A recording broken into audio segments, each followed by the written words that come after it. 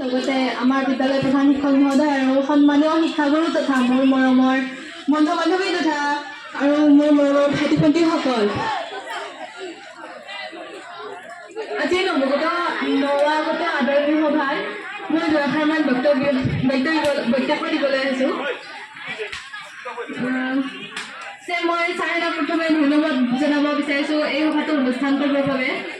বহুত দিনৰ পৰাই বিহুৱান আমি ডাঙৰ মানুহকে পিন্ধাই আহিছোঁ, কিন্তু এইবাৰ প্ৰথমবাৰৰ বাবে নিজৰ বিহুৱান পিন্ধিছোঁ, বহুত ভাল লাগিছে। আৰু আশা কৰোঁ যাতে তোমালোকে উঠি অহা নৱপ্ৰজন্মটো যাতে এনেকৈ ভালকৈ ৰিজাল্ট কৰা। অৱশ্যে ছাৰহঁতে আমাৰ পৰা যিমান ৰিজাল্ট ভাল হ'ব বুলি আশা কৰিছে সেই অনুপাতে আমি ৰিজাল্ট ভাল কৰিব নোৱাৰিলোঁ, কিন্তু আমি আশা কৰোঁ যে এইবাৰ ক্লাছ 10ত উঠা মেট্ৰিক পৰীক্ষা দিয়া ভাইটি ভণ্টিসকলে বহুত যাতে ভাল ৰিজাল্ট কৰে। আৰু পিছে আমাৰ যিমান গৈছে ৰিজাল্ট সেইসকলৰ শিক্ষকসকলে আমাক বহুতো সহায় কৰিছে, তাৰ বাবে মই আপোনালোকক অধিক ধন্যবাদ জ্ঞাপন কৰিছোঁ। আৰু পিছে ঘৰতো বহুত ছাপৰ্ট কৰিছে, চাগে তাৰ কাৰণেও ভাল অকণমান ৰিজাল্ট ভাল হৈছে। ভাবাই নাছিলোঁ যে ফাৰ্ষ্ট ডিভিজন পাম বুলি, মই সঁচাকৈ কৈছোঁ আপোনালোকক, মই ছেকেণ্ড ডিভিজন পাম বুলি ভাবিছিলোঁ, কিন্তু মই নিজে নাজানো ফাৰ্ষ্ট ডিভিজন কেনেকৈ পাই গ'লোঁ।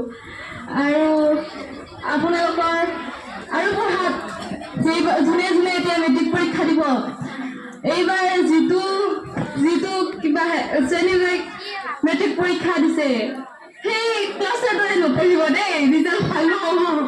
মানে পুৰা এই ক্লাছত মানে বহুত টোপনি পুৰা শুই, এইটো সেনেকুৱা নকৰিব, ভালকৈ পঢ়িবা, ক্লাছত মনোযোগ দিবা। পিছে আমাৰ ক্লাছত বহুত উৎপাদনে আছিল, ক'বলৈ গ'লে বহুত ডিষ্টাৰ্ব হৈছে, ছাৰহঁতৰ বহুত অসুবিধা হৈছে, তাৰ বাবে আমি ক্ষমা খুজিছোঁ। আৰু পিছে তোমালোকে মানে এনেকুৱা ডিষ্টাৰ্ব নকৰিবা ছাৰহঁতক, ভালকৈ পঢ়িবা।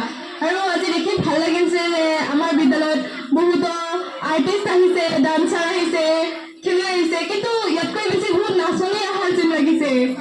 আৰু আশা কৰোঁ তোমালোকৰ নাচনবোৰ যাতে এনেকৈ ভাল হৈ যাই থাকে, এনেকৈ নাচি থকা। পিছত ক্লাছ যিমানে ডাঙৰ হৈ যায় সিমানে এইবোৰ ইণ্টাৰেষ্ট নোহোৱা হৈ যায়, কিন্তু মই ক'ব বিচাৰিছোঁ যে এই ইণ্টাৰেষ্টটো তোমালোকে এনেকৈ ৰাখি থৈ যাবা আৰু তোমালোকে ভালকৈ পঢ়িবা। আশা কৰোঁ আমি যিমান ৰিজাল্ট কৰিছোঁ তাতকৈ যাতে তোমালোকে বহুত ভাল ৰিজাল্ট কৰা আৰু শেষত ছাৰহঁতৰ আশীৰ্বাদ যাতে আমালোকৰ ওপৰত থাকে, এইখিনিকে মই কামনা বাইদেউ। ধন্যবাদ।